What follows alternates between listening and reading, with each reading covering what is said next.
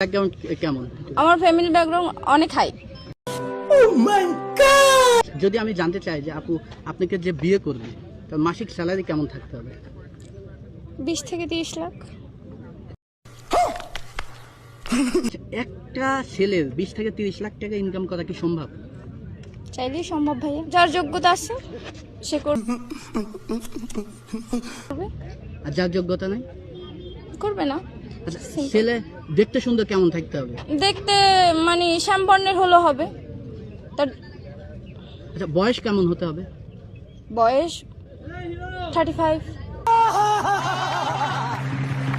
35।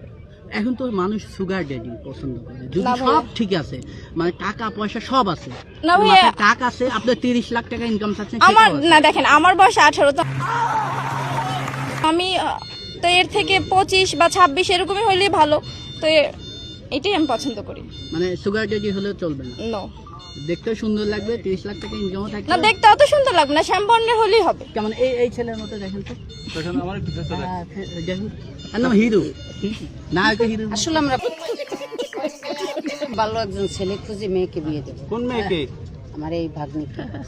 এই আল্লাহ, আজকে শেষ।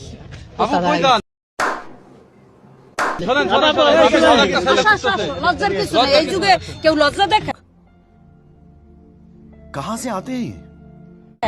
প্রথমে এরা ঘুরে এই জায়গায়। আপনার কোন বিভাগের ছেলে বেশি পছন্দ? হ্যাঁ, কোন বিভাগের ছেলে পছন্দ একটু জানতে চাই। আমি তো ঢাকার ছেলে খুব বেশি পছন্দ করি। স্পেশালি কোন জেলার কোন ছেলের পছন্দ কোন? না না, আমি ঢাকাতে বিয়ে করতে চাই। বরিশাল টু ঢাকা। বরিশাল টু ঢাকা ছেলে। হ্যাঁ। বরিশাল টু ঢাকা। নোয়াখালীর ছেলে বিয়ে করবেন? না না, নোয়াখালী, সিলেট বলেন, চট্টগ্রাম, রংপুর, এদিকে না। নোয়াখালী কেন বিয়ে করবেন না? এই বিষয়ে অত কিছু এই জানা বিষয়ে নাই আমি এত বাচ্চা কিছু মানুষ। জানা নাই ভাই। আমি ঢাকাতে বিয়ে করতে চাই, এটাই। ঢাকার ছেলেরা তো আসলে বয়স করে বিয়ে করে, তারা তো সুগার রেডি হয়ে তারপরে বিয়ে করে। আপনি ওইরকম কিছু করবেন? এখন যদি ভাইয়া ভাগ্যে যেখানে আছে ওইখানেই হবে। তার মানে কি সুগার করতে ইচ্ছুক? না, তাহলে কিরকম ছেলে বিয়ে করবেন ঢাকার?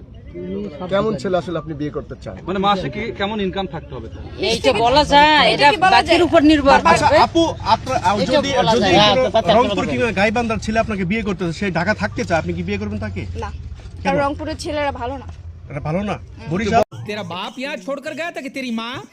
বলেন কি জন্য ভালো না, একটু বলেন আপু। হিরো আলম ভাইয়া যদি বলে কারণ যে আমি- আমার বাচ্চার দায়িত্ব নেন, তাহলে আপনি কি করবেন?